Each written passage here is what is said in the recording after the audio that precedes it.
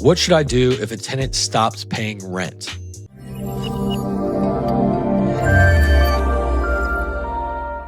Act immediately.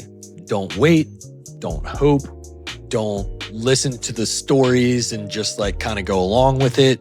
You should have a process in place for when a tenant does not pay rent. And that process is largely outlined by law, by rules, regulations in the state that you're in. And so the moment rent is late, you start that process. Now, that doesn't mean that you cannot still continue to speak with the tenant and work things out with the tenant and create payment plans and create some sort of understanding with the tenant, but you need to start the process because if that tenant is unresponsive, doesn't follow up on the payment plan, doesn't agree to what you're asking them to do or fall short of it, then you need this process already rolling or you will find yourself months behind the game. You have a legal agreement in place between the resident and yourself, the tenant and the landlord. And that dictates what is expected legally. And the second that lease is broken, you need to take the right action and not just allow it to continue to be broken. Now, I don't say that from any standpoint of no empathy for people's situations. I believe in trying to work with the tenant. The best case scenario is that tenant ends up being able to make a payment and remains a great tenant in that unit. It's way easier than evicting or turnover or anything else. So you want that tenant to pay. You want to help them find a way to pay and resolve this issue. You need to get started on the delinquency process to protect you, protect your business, protect your family, and make sure that you are following the lease agreement just as you would expect the tenant to follow it. After the grace period, assuming your lease has one. In Virginia, you don't need a grace period. If you don't have a lease in place, a 5-day grace period is implied per the VRLTA, and talk to an attorney if you have any questions on that. I'm not an attorney. That's just my understanding. A grace period is not required in Virginia, but assuming you have a 5-day grace period. Let's say the 5th day comes and goes and they haven't paid.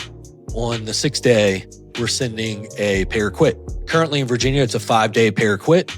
And so the pay or quit essentially says pay or quit or move out, right? And so assuming you get to the 11th, after that 5-day pay or quit that was set on the 6th, you get to the 11th and you still don't have payments made, you can talk to an attorney, you can file an unlawful detainer, otherwise known as a UD. You file that with the court, and then that starts the court process. Eventually you get a date and stuff like that to go through, whether you're going to ask for judgment and possession or just possession or whatever it may be. But you start the process at that point. You're already at the 11th by the time you can file the UD. And then it takes a number of weeks after that to hear back and get a court date. It takes a few months to evict someone. So if you listen to hey, don't do anything yet, I'll have it on Friday. Okay, so I'm not sending the pay or quit yet. Sorry, I didn't get it on Friday, but I'm going to have it to you on Monday. You could see how this will quickly get backlogged. And we talk to landlords all the time that try to work with the tenant and do not start the delinquency process. And then the months go by and the tenant still hasn't paid. So we recommend starting the process the same for every tenant. If you do it for one tenant, you do it for all tenants. You don't pick and choose what tenants you want to start the process for. That's a fair housing violation. So do the same process for all tenants that you have. When they're delinquent, follow that process. Now, alongside of that legal process, follow it exactly. Talk to an attorney if you need to. Don't take my word for it.